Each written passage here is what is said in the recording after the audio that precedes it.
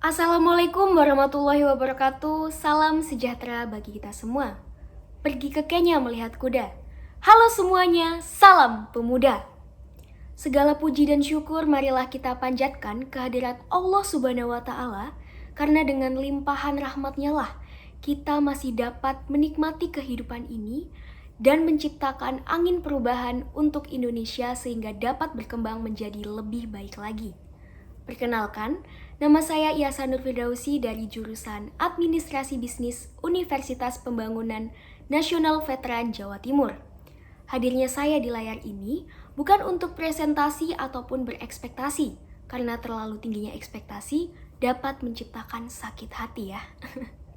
Melainkan hadirnya saya di sini untuk sedikit menyampaikan orasi dengan judul Pemuda sebagai Agent of Change dalam mempersiapkan Indonesia Emas tahun 2045. Dengan harapan dapat menggugah semangat para pemuda Indonesia untuk bersama-sama membangun negeri kita, Indonesia. Pemuda adalah warga negara Indonesia yang memasuki periode penting pertumbuhan dan perkembangan yang berusia 16 tahun sampai dengan 30 tahun menurut Undang-Undang Nomor 40 Tahun 2009. Jika kita sedikit menengok ke belakang, yaitu pada masa-masa kemerdekaan Indonesia tahun 1945, pemuda merupakan unsur yang sangat penting mengantarkan Indonesia ke depan gerbang kemerdekaan.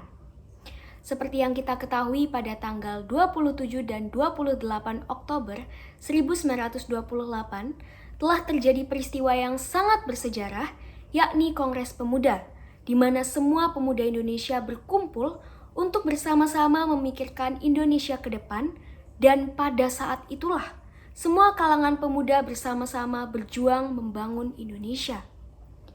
Rekan-rekan pemuda yang saya hormati, pemuda merupakan generasi bangsa yang harus diperhatikan perkembangan kehidupannya agar kelak dapat menjadi pemuda yang berkualitas.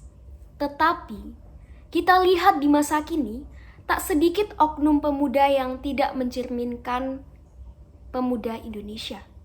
Begitu banyak kita jumpai pemuda-pemuda di negeri kita yang sering melakukan hal yang bertentangan dengan suatu kewajiban yang seharusnya dilakukan oleh pemuda. Banyak pula kasus-kasus yang menyeret para pemuda sebagai pelaku tindak kriminal. Di antaranya, kasus pelecehan seksual di kalangan remaja, pergaulan bebas, penyalahgunaan narkotika, perampokan, dan tindakan kriminalitas lainnya. Dari beberapa contoh kasus kriminalitas remaja yang telah saya sebutkan, dapat kita simpulkan bahwa sekarang adalah waktu yang tepat untuk membentuk karakter pemuda agar dapat dijadikan sebagai agen perubahan yang baik dan dapat dipersiapkan pada masa Indonesia Emas 2045, di mana Indonesia akan menyentuh umur 100 tahun. Tahun 2045 sendiri disebut sebagai jendela demografi atau window of demography, yaitu fase di mana jumlah usia produktif lebih besar dibanding jumlah penduduk yang tidak produktif. Hal ini dapat berdampak pada dua kemungkinan, yaitu yang pertama ada bonus demografi atau kutukan demografi. Bonus demografi dapat tercapai jika kualitas sumber daya manusia di Indonesia memiliki kualitas yang mumpuni sehingga akan berimbas pada pertumbuhan ekonomi. Sebaliknya, kutukan demografi akan terjadi jika jumlah penduduk yang berada pada usia produktif ini justru tidak memiliki kualitas yang baik sehingga menghasilkan pengangguran massal dan menjadi beban negara. Kunci untuk mewujudkan Indonesia Emas 2045 berada pada kualitas sumber daya manusianya, terutama kualitas pemudanya. Oleh karena itu, generasi pemuda harus menaikkan nilai sumber daya manusia sehingga dapat menghasilkan kader terbaik bangsa untuk mewujudkan Indonesia yang adil dan makmur.